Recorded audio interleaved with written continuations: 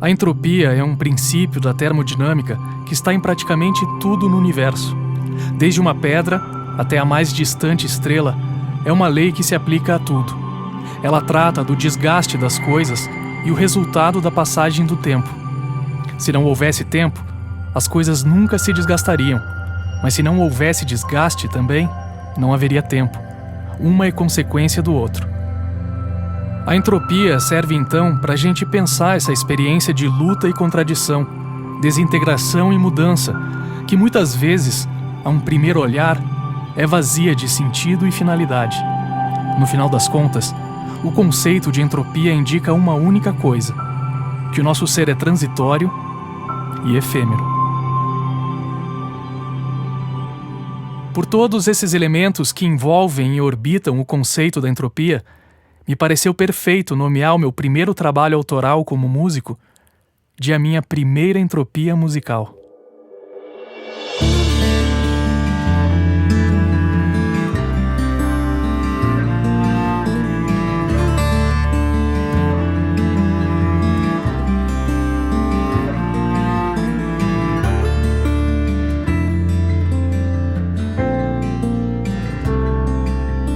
Depois de anos fazendo versões e releituras de músicas que já existiam, eu senti necessidade de escrever de próprio punho as minhas músicas e letras, sobre as minhas experiências. A música sempre esteve presente na minha vida, os sons sempre estiveram embalando minhas experiências e aprendizados, então naturalmente chegou o momento em que eu comecei a buscar a minha própria sonoridade, a sonoridade das minhas experiências e de coisas que eu já tinha vivido. Eu entrei num processo de exteriorizar os meus sentimentos mais íntimos em forma de música. Exteriorizar coisas que a palavra não dava conta por algum motivo ou outro. Aí foi o começo da minha entropia musical. E a composição do CD começou pelas músicas, simplesmente, sem letras, apenas com os sons e uma busca e exploração de sonoridades. Assim como um arquiteto, eu me vi ali com o meu instrumento, buscando formas e equilíbrios possíveis.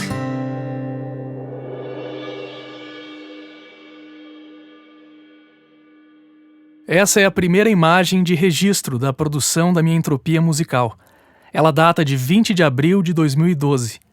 Nesse dia, começou o trabalho efetivo de pré-produção das músicas.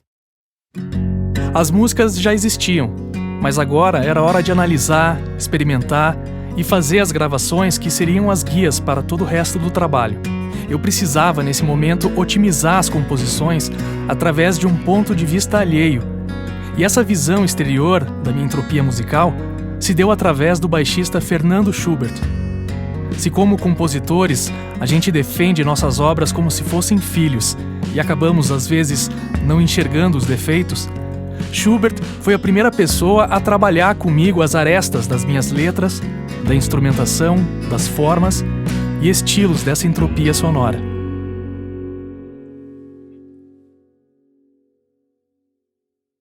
Com as músicas estruturadas e pré-produzidas, não faltava mais nada para começar a gravação. Para isso, eu convidei músicos que já haviam trabalhado comigo em outros projetos e que, mais do que isso, eram amigos pessoais e em quem eu confiava.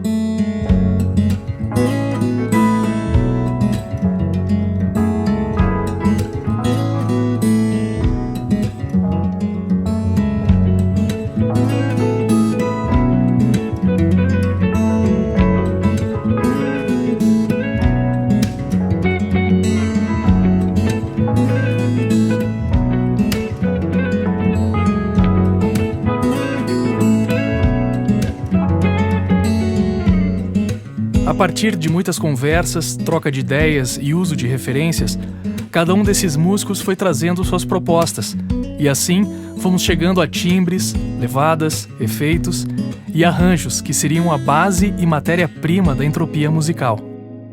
E aqui entra uma pessoa muito especial nesse processo todo, um engenheiro de som, violonista flamenco, compositor e produtor Murilo da Roça. Ele foi de suma importância na fase de captação, cuidando de todos os aspectos técnicos do estúdio para que pudéssemos nos focar na performance para a gravação. Com suas técnicas de microfonação e captando os timbres que eu buscava, Murilo foi uma peça central de toda a produção do CD. Não só na parte técnica, eu tive imensos aprendizados humanos com esse profissional e músico.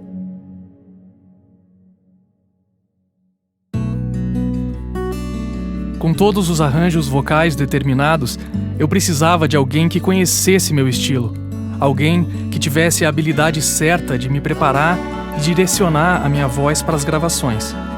Essa pessoa foi o músico e produtor César Matos.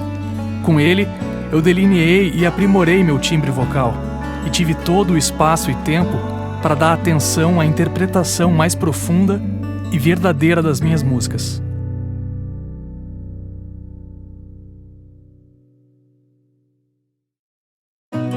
Depois de todas as captações concluídas, editadas e compiladas, eu pude passar para a fase de pós-produção e mixagem. Para isso, busquei um engenheiro de mixagem, Eliezer Borges. Da mesma forma que os músicos que tocaram comigo, Eliezer também é músico e um grande amigo. Era a pessoa certa para esse momento de busca de proporções, volumes, posições e efeitos.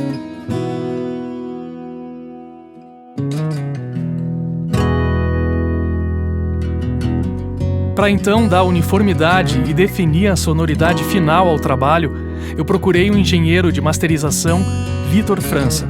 Experiente profissional de áudio, eu sabia que teria com ele uma uniformidade de volumes, além de um equilíbrio tonal.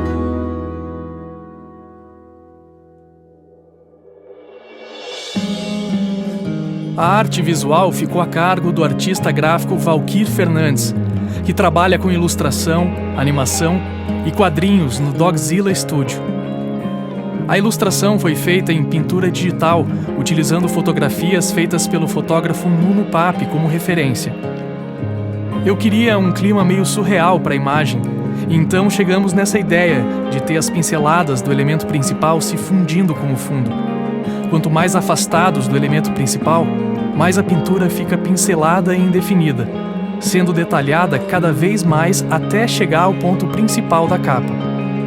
A entropia, então, tomava a sua forma visível para mim.